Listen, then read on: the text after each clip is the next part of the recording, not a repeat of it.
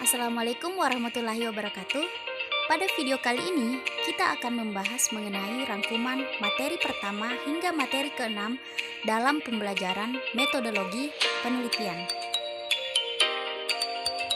Dengan dosen pengampu, Dr. Haji Lukman Ali, SSMAG. Sebelum masuk ke materinya, izinkan saya memperkenalkan diri terlebih dahulu. Perkenalkan, nama saya Wahyu Nisain dengan NIM 18471416061 dari kelas C18D. Baiklah, langsung saja kita masuk ke materi pertama. Dengan judul Penelitian Deskriptif Kuantitatif. Adapun pengertian penelitian deskriptif kuantitatif, menurut Kamus Besar Bahasa Indonesia, kuantitatif adalah berdasarkan jumlah atau banyaknya, sedangkan penelitian adalah kegiatan mengumpulkan, pengolahan, analisis, dan penyajian data yang dilakukan secara sistematif dan objektif untuk memecahkan suatu persoalan atau menguji hipotesis untuk mengembangkan prinsip-prinsip umum. Adapun menurut tim penyusun Pusat Bahasa Departemen Pendidikan Nasional tahun 2008, penelitian kuantitatif adalah kegiatan pengumpulan, pengolahan, analisis, dan penyajian data berdasarkan jumlah atau banyaknya yang dilakukan secara objektif untuk memecahkan suatu persoalan atau menguji suatu hipotesis untuk mengembangkan prinsip-prinsip umum. Selanjutnya, menurut Creswell, dikutip dalam Duli tahun 2019, memberikan definisi penelitian kuantitatif secara ringkas, yaitu jenis penelitian yang menjelaskan tentang mengumpulkan data numerik yang dianalisis menggunakan metode berbasis matematika, utamanya statistik. Artinya, penelitian kuantitatif adalah tentang pengumpulan data numerik untuk menjelaskan suatu fenomena tertentu.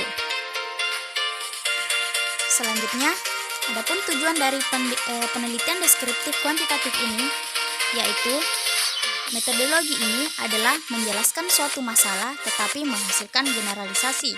Metode penelitian kuantitatif dapat diartikan sebagai metode penelitian yang digunakan untuk meneliti pada populasi atau sampel tertentu.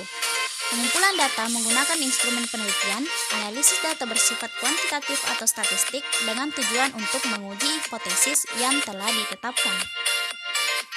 Sedangkan, menurut Margono tahun 2010, penelitian kuantitatif biasanya digunakan dalam penelitian yang bertujuan untuk menguji suatu teori, untuk menyajikan suatu fakta atau deskripsikan statistik, untuk menunjukkan hubungan antar variabel, dan ada pula yang bersifat mengembangkan konsep, mengembangkan pemahaman, atau mendeskripsikan banyak hal. Metode yang sering digunakan adalah eksperimental, deskripsi, survei, dan korelasi. Selanjutnya, berikut ini kelebihan dan kekurangan penelitian kuantitatif menurut Burns, dikutip dalam Duli tahun 2019. Adapun kelebihan penelitian kuantitatif yaitu yang pertama, menggunakan alat ukur yang tepat sehingga dapat diandalkan. Yang kedua, melakukan pengendalian melalui desain sampel dan kuesioner. Yang ketiga, menggunakan analisis statistik. Dan yang keempat, dapat melakukan pengamatan ulang. Adapun kekurangan dari penelitian kuantitatif yaitu yang pertama, sulit mengendalikan semua variabel karena pengalaman manusia bukan pengalaman tunggal.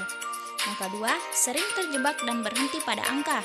Yang ketiga, gagal memperhitungkan kemampuan unik setiap orang untuk menafsirkan pengalaman mereka, membangun makna mereka sendiri, dan menindaklanjutinya. Yang keempat, selalu mengarah pada asumsi bahwa fakta itu benar dan sama untuk semua orang sepanjang waktu. Dan yang kelima, penelitian kuantitatif sering menghasilkan temuan-temuan yang dangkal dan tidak berarti dari konsekuensi-konsekuensi yang kecil karena pembatasan dan pengendalian variabel-variabelnya. Selanjutnya, ciri-ciri penelitian kuantitatif. Yang pertama, penelitian kuantitatif ditulis secara rinci dan jelas sebelum terjun ke lapangan. Yang kedua, penelitian kuantitatif melakukan analisis data secara deduktif. Yang ketiga, data yang diperoleh hasil pengukuran variabel yang dioperasionalkan dengan menggunakan instrumen.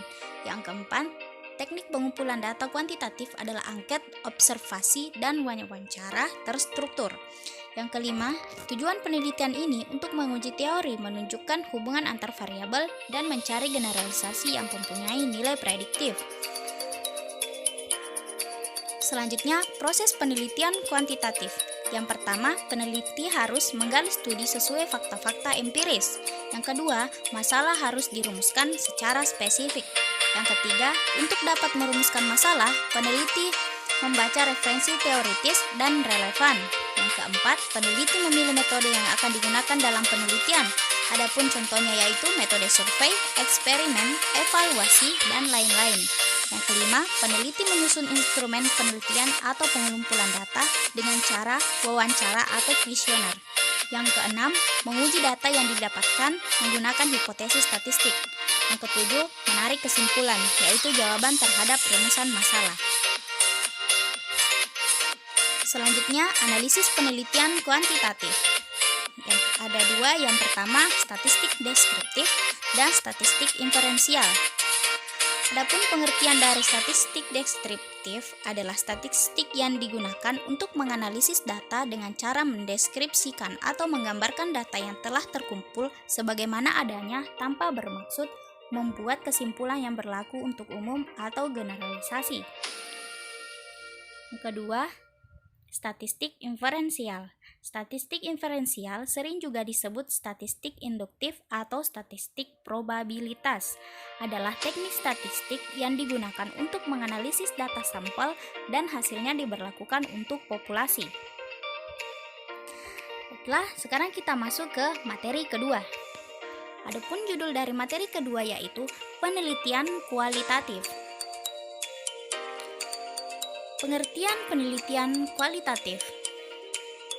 Penelitian kualitatif adalah jenis penelitian yang mengutamakan deskripsi atau penjelasan dalam membangun paradigma fakta sosial-sosial. Metode penelitian yang dapat dilakukan dalam kualitatif ini adalah jenis penelitian yang dapat lebih melakukan penekanan pada fenomena sosial yang lebih mendalam. Oleh karena istilah analisis yang dilakukan di dalam penelitian kuantitatif selalu bersumber pada informasi lisan maupun tulisan dalam sebuah penelitian. Ciri-ciri penelitian kualitatif. Yang pertama, bersifat umum, fleksibel, dan berkembang dalam proses penelitian. Yang kedua, emik, yaitu mementingkan pemahaman dari dalam. Yang ketiga, menggambarkan beragam bentuk realitas yang sifatnya kompleks. Yang keempat, berakhir dengan kesimpulan, induktif. Yang kelima, peneliti berperan sebagai instrumen utama penelitian. Yang keenam, teknik pengumpulan data atau instrumen penelitian yang biasa digunakan yaitu wawancara dan observasi. 7. Analisis dilakukan sejak awal hingga akhir penelitian. 8. Hubungan dengan informan cukup dekat. 9. Sajian data berupa deskripsi catatan lapangan, jawaban informan, dan dokumen. Adapun langkah-langkah pokok penelitian deskriptif kualitatif. Yang pertama adalah persiapan. Dalam persiapan terdapat menyusun rancangan penelitian, memilih lapangan, mengurus perizinan, menjajangi dan menilai keadaan. Kelima, memilih dan memanfaatkan informan, menyiapkan instrumen penelitian, persoalan etika dalam penelitian. Yang kedua, lapangan. Dalam lapangan terdapat memahami dan memasuki lapangan, aktif dalam kegiatan atau pengumpulan data. Yang ketiga, pengolahan data, yaitu reduksi data, display data, analisis data, mengambil kesimpulan dan verifikasi, meningkatkan keabsahan hasil, narasi hasil analisis, dan kesimpulan. Proses penelitian deskriptif kualitatif.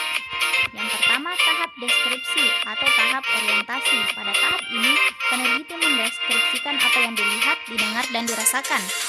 Peneliti baru mendata sepintas tentang informasi yang diperolehnya. Yang kedua, tahap reduksi. Pada tahap ini, peneliti mereduksi segala informasi yang diperoleh pada tahap pertama untuk memfokuskan pada masalah tertentu. Yang ketiga, tahap seleksi. Pada tahap ini, peneliti menguraikan fokus yang telah ditetapkan menjadi lebih rinci, kemudian melakukan analisis secara mendalam tentang fokus masalah. Hasilnya adalah tema yang dikonstruksikan berdasarkan data yang diperoleh menjadi suatu pengetahuan, hipotesis, bahkan teori baru. Adapun kelebihan dan kekurangan penelitian deskriptif kualitatif. Kelebihan penelitian kualitatif. Yang pertama, memiliki wawasan yang luas dan mendalam tentang bidang pendidikan yang akan diteliti. Yang kedua, mampu menciptakan raport kepada setiap orang yang ada pada situasi sosial yang akan diteliti. Yang ketiga, memiliki kepekaan untuk melihat setiap gejala yang ada pada objek penelitian. Keempat, mampu menggali sumber data yang observasi partisipan dan wawancara mendalam secara terregulasi, serta sumber-sumber lain. Yang kelima, menganalisis data kualitatif secara induktif berkesinambungan mulai dari analisis deskriptif, domain, komponensial, dan tema kultural atau budaya. Yang keenam, mampu menguji kredibilitas, dependabilitas, konfirmabilitas, dan transferabilitas hasil penelitian. Yang ketujuh, mampu menghasilkan temuan pengetahuan, mengkonstruksi fenomena, hipotesis atau ilmu baru. Yang kedelapan, mampu membuat laporan secara sistematis, jelas, lengkap, dan rinci. 9. Mampu membuat abstraksi hasil penelitian dan mampu membuat artikel untuk dimuat ke dalam jurnal ilmiah. Yang 10. Mampu mengkomunikasikan hasil penelitian kepada masyarakat luas. Adapun kekurangan penelitian kualitatif, yaitu yang pertama, hasil penelitian bergantung pada kemampuan dan pengalaman peneliti. Yang kedua, kemungkinan perubahan perilaku dari objek penelitian. Yang ketiga, prosedur penelitian yang belum berstandar. Sekarang kita masuk ke materi ketiga. Adapun judul pada materi ketiga yaitu penelitian tindak kelas. Pengertian penelitian tindak kelas menurut para ahli. Yang pertama, menurut Kunandar tahun 2008 dalam bukunya mendefinisikan bahwa penelitian tindakan adalah suatu jenis kegiatan penelitian yang dilakukan oleh tenaga pendidik atau guru yang berguna untuk meningkatkan mutu pendidikan di dalam kelas. Menurut Hopkins tahun 2010, menurutnya penelitian tindakan kelas adalah penelitian yang berkaitan dengan isu-isu seputar profesionalisme, praktik di kelas, kontrol terhadap guru, serta dianggap memiliki banyak manfaat terhadap dunia pendidikan. Sedangkan menurut Iga Wardani tahun 2011, definisi penelitian tindak kelas, penelitian yang dilakukan oleh guru di dalam kelasnya sendiri melalui refleksi diri, dengan tujuan untuk memperbaiki kinerjanya sebagai guru, sehingga diharapkan tujuan penelitian tindak kelas dapat meningkatkan hasil belajar siswa atau peserta didik.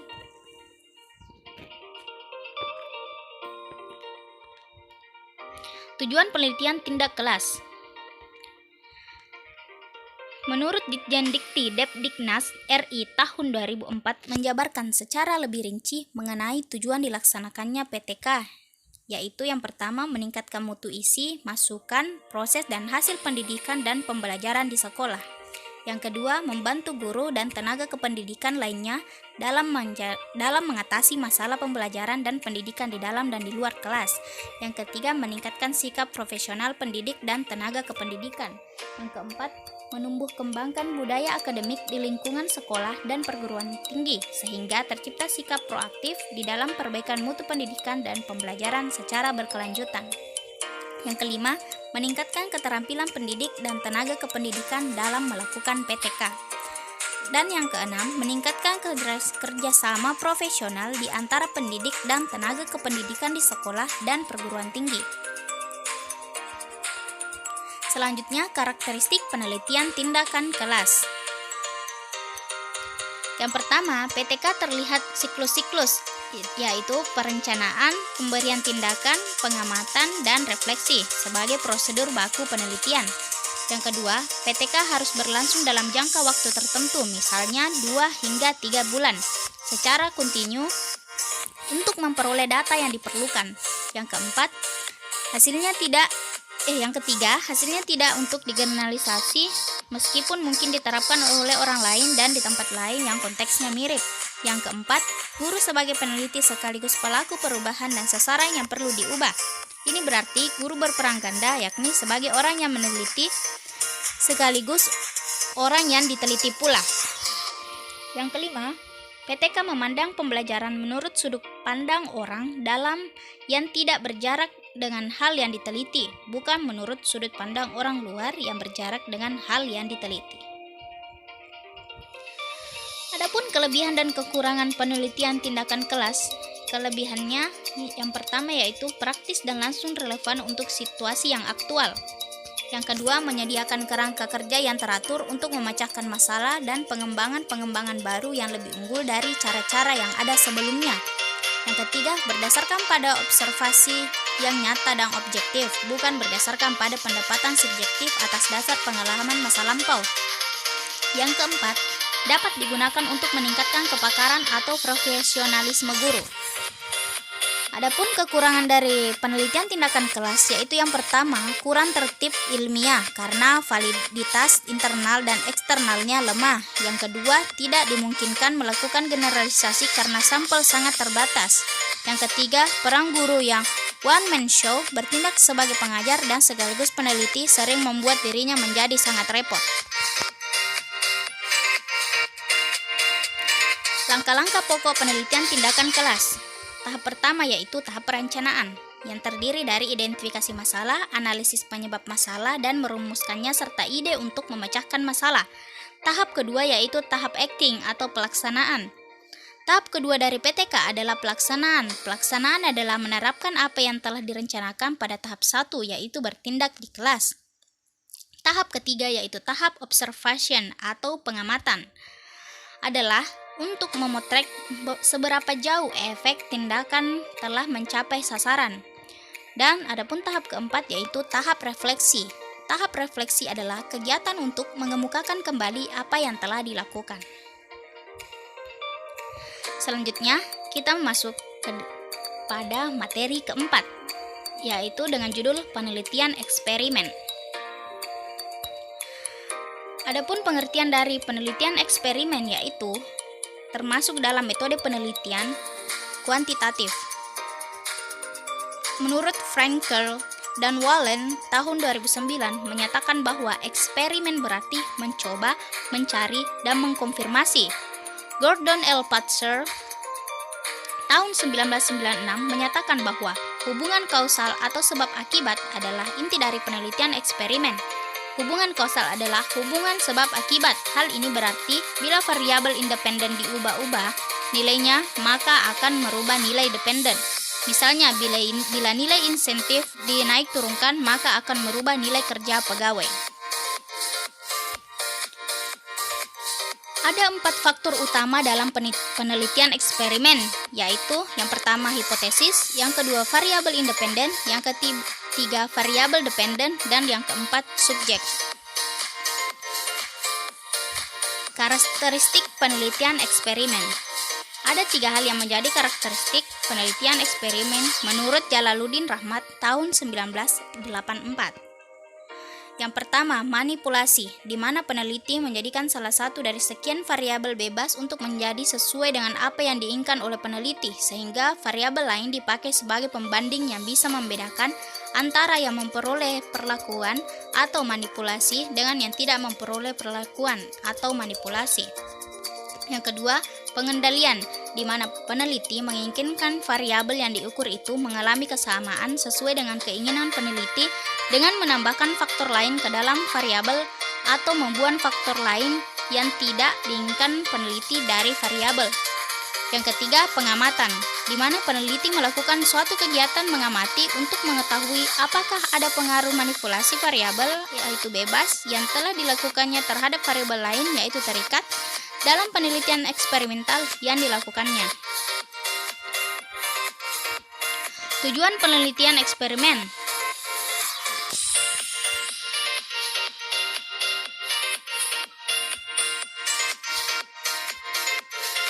Tujuan penelitian eksperimen adalah untuk meneliti pengaruh dari suatu perlakuan tertentu terhadap gejala suatu kelompok tertentu dibanding dengan kelompok lain yang menggunakan perlakuan yang berbeda. Kelebihan dan kelemahan penelitian eksperimen. Kelebihan penelitian eksperimen Ada dua, yaitu menurut Christensen tahun 2001 dalam Mulandari. A. Kemampuan untuk membuktikan ada tidaknya hubungan sebab akibat yang dihasilkan pada penelitian eksperimen lebih kuat atau bahkan paling kuat dibandingkan penelitian non-eksperimental. Yang kedua, kemampuan untuk memanipulasi secara tepat satu atau lebih variabel yang diinginkan peneliti.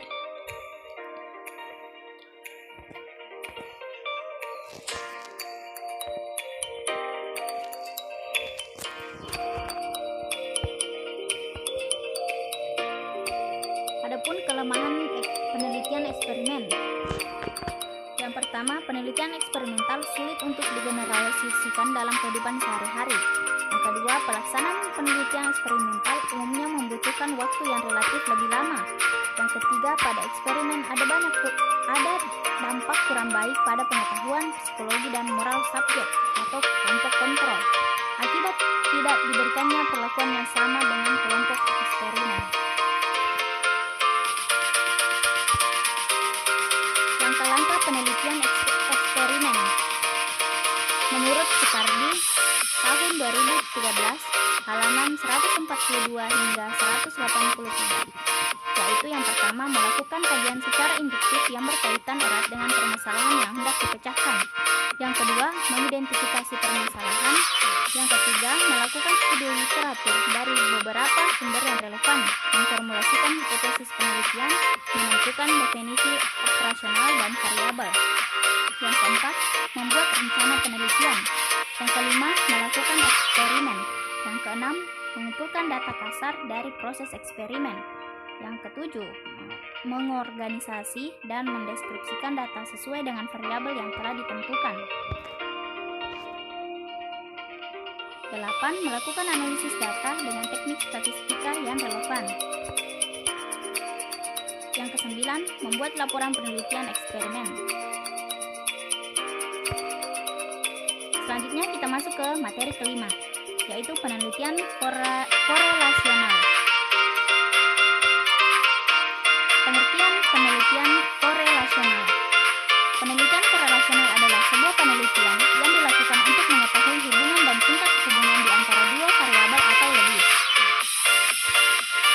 Tujuan penelitian korelasional yaitu yang pertama, penelitian korelasional memiliki tujuan untuk menentukan ada atau tidaknya hubungan antara dua atau lebih variabel ke arah manakah hubungan tersebut positif atau negatif dan seberapa jauh hubungan yang ada antara dua variabel atau lebih yang dapat diukur. Selanjutnya, kelebihan penelitian korelasional. Yang pertama, tidak ada variabel yang melalui proses manipulatif. Yang kedua, peneliti dapat menentukan arah dan kekuatan dari setiap hubungan. Yang ketiga, dua metode pengumpulan data berbeda tersedia dalam penelitian korelasional. Yang keempat, hasil dari penelitian korelasional lebih aplikatif. Yang kelima, menawarkan posisi awal yang menguntungkan untuk penelitian. Yang keenam, hasil studi penelitian korelasional mudah untuk diklasifikasikan.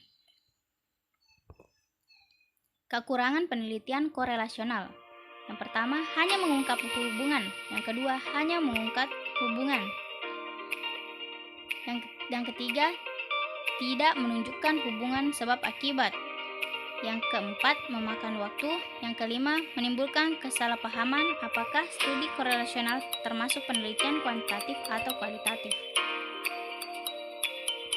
Yang kelima, variabel asing dapat mengganggu informasi. Yang keenam, hasil dapat dipengaruhi secara negatif oleh kualitas pekerjaan. Prosedur dasar penelitian korelasional. Yang pertama, pemilihan masalah. Yang kedua, sampel dan pemilihan instrumen. Yang ketiga, desain dan prosedur. Dan yang keempat, analisis data dan interpretasi. Sekarang kita masuk kepada materi terakhir, yaitu materi 6 yang berjudul penelitian R&D. Pengertian penelitian R&D menurut ahli. Yang pertama, menurut Sugiono tahun 2009, metode penelitian yang digunakan untuk menghasilkan produk tertentu dan menguji keefektifan produk tersebut. Yang kedua, menurut Sujadi tahun 2003, proses atau langkah untuk mengembangkan suatu produk baru untuk menyempurnakan produk yang sudah ada yang bisa dipertanggungjawabkan.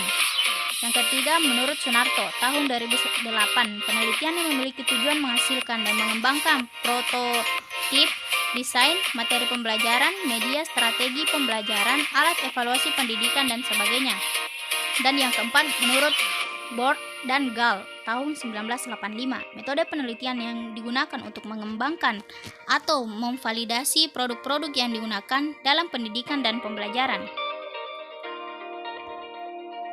Tujuan penelitian R&D menurut Acker tahun 1999, tujuan penelitian pengembangan khusus dalam bidang pendidikan dibedakan berdasarkan aspek pengembangan, yakni bagian kurikulum, teknologi dan media, pelajaran dan instruksi, dan pendidikan guru dan didaktis. Penyusun laporan penelitian R&D. Yang pertama, bab 1 pendahuluan yang isinya latar belakang masalah,